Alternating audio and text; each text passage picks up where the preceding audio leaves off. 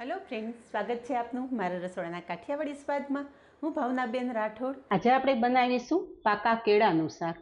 તો friends, regular બનતા કેળાના શાકને જ એક અલગ ટચ આપેલો છે અને આ શાક આ રીતે એક વખત બનાવી લેશો ને તે ઘરમાં વડીલોથી માંડીને નાના બાળકો સુધીનું બધાનું ફેવરિટ થઈ જાય એટલું આ સ્વાદિષ્ટ શાક બને છે અને માત્ર 5 જ મિનિટમાં તૈયાર થઈ જાય છે। તો વિડીયો પૂરેપૂરો જોજો અને વિડીયો પસંદ આવે તો વિડીયોને લાઇક, શેર અને સબસ્ક્રાઇબ કરી પાસે રહેલું બેલ પ્રેસ કરો જેથી આવનારા નવા વિડીયો સૌથી પહેલાં આપને મળે। તો ચાલો બનાવીએ સ્પેશિયલ મસાલા સાથે પાકા કેળાનું શાક। તો પાકા કેળાનું શાક બનાવવા માટે ગેસ પર કડાઈમાં તેલ ઉમેરશું। તેલ ગરમ થતાં અડધી ચમચી જીરું ઉમેરશું, સાથે થોડા બારીક સમારેલા મીઠા લીમડાના પાન,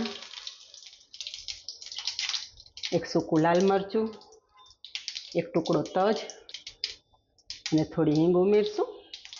કડાઈમાં ઉમેરેલી બધી જ સામગ્રી એકદમ સરસ કકળી જાય એક મીડિયમ સાઇઝનું ટમેટું સમારીને રાખેલું છે એ ઉમેરી દઈશું।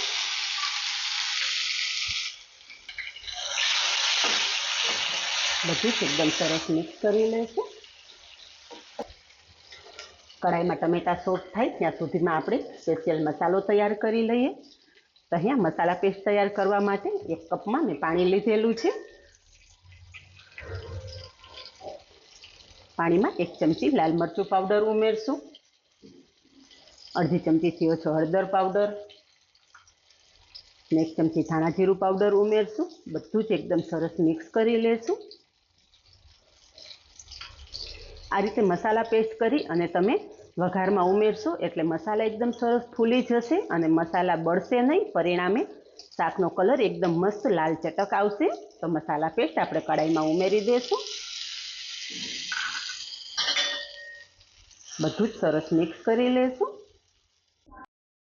ઢાંકણ ઢાંકી દેશું જેથી આપણી ટમેટા અને મસાલા પેસ્ટ એકદમ મસ્ત સંતળાઈ જાય। કડાઈમાં ઉમેરેલી સામગ્રી બધી સંતળાય ત્યાં સુધીમાં કેળા સમારી લેશું। તો અહીંયા મેં મોટી સાઇઝના 3 નંગ કેળા લીધેલા છે।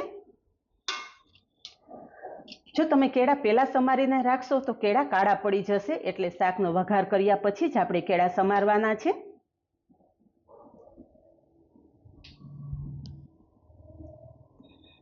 કેળાની ઉપર રહેલા આ રીતે રેસાનો ભાગ પણ અલગ કરી લેશું।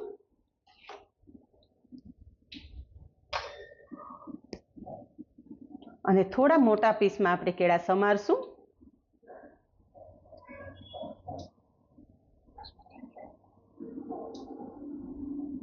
કેળાનો પાછળનો ભાગ પણ આપણે અલગ કરી લેશું। તો આ રીતે 3 કેળા સમારી લઉં છું। અહીંયા કેળા સમારી લીધા ત્યાં સુધીમાં તમે જોઈ શકો છો કે કડાઈમાં ઉમેરેલી બધી જ વસ્તુ એકદમ સરસ ઉકળી ગઈ છે। સમારી રાખેલા કેળા છે એ કડાઈમાં ઉમેરી દેશું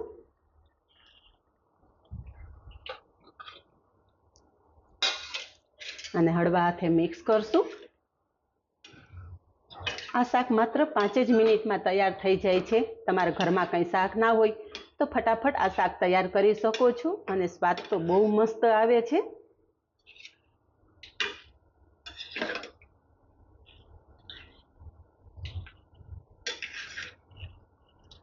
અહીંયા તમે જોઈ શકો છો કે કેળા મસાલાથી એકદમ સરસ કોટ થઈ ગયા છે।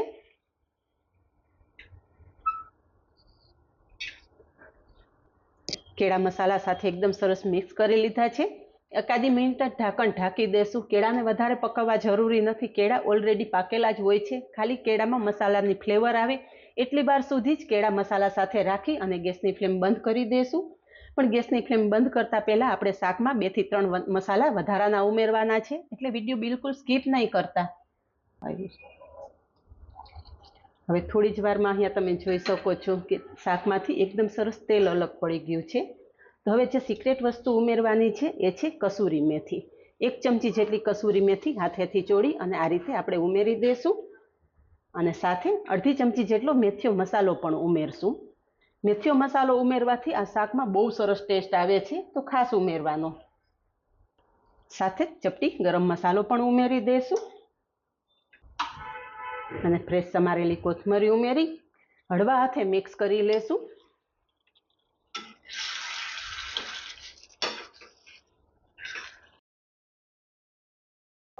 અહીંયા શાકમાં બધો જ મસાલો એકદમ મસ્ત મિક્સ થઈ ગયો છે। થોડું સ્વાદ પ્રમાણે મીઠું ઉમેરશું અને સાથે જ લીંબુનો રસ પણ ઉમેરી દઈશું. આ શાક ખાટું મીઠું બહુ સરસ લાગે છે. અહીંયા બધો જ મસાલો એકદમ સરસ મિક્સ થઈ ગયો છે અને શાકનો કલર અને ટેક્સચર તમે જોઈ શકો છો. હળવા હાથે જ કેળા આપણે ઉપર નીચે કરવાના છે. ગેસની ફ્લેમ બંધ કરી દઈશું અને તૈયાર થયેલું ગરમા ગરમ શાક ફુલકા રોટલી સાથે સર્વ કરશું.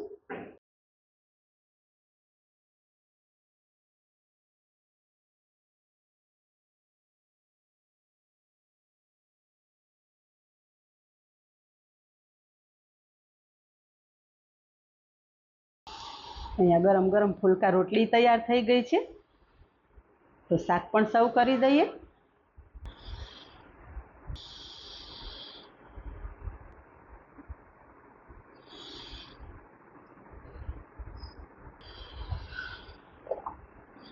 ઉપરથી થોડી કોથમરી નાખીને ગાર્નિશ કરશું. તો તૈયાર છે એકદમ સ્પેશિયલ મસાલા સાથે અને માત્ર 5 જ મિનિટમાં તૈયાર થઈ જતું પાકા કેળાનું શાક. આ જ રીતે બનાવો અને કમેન્ટમાં જણાવો કે એકદમ ચટપટા મસાલા સાથે બનેલા પાકા કેળાના શાકની રેસીપી કેવી લાગી. આજે બસ આટલું જ. મળીએ નેક્સ્ટ વિડીયોમાં. ત્યાં સુધી બાય. Thank you.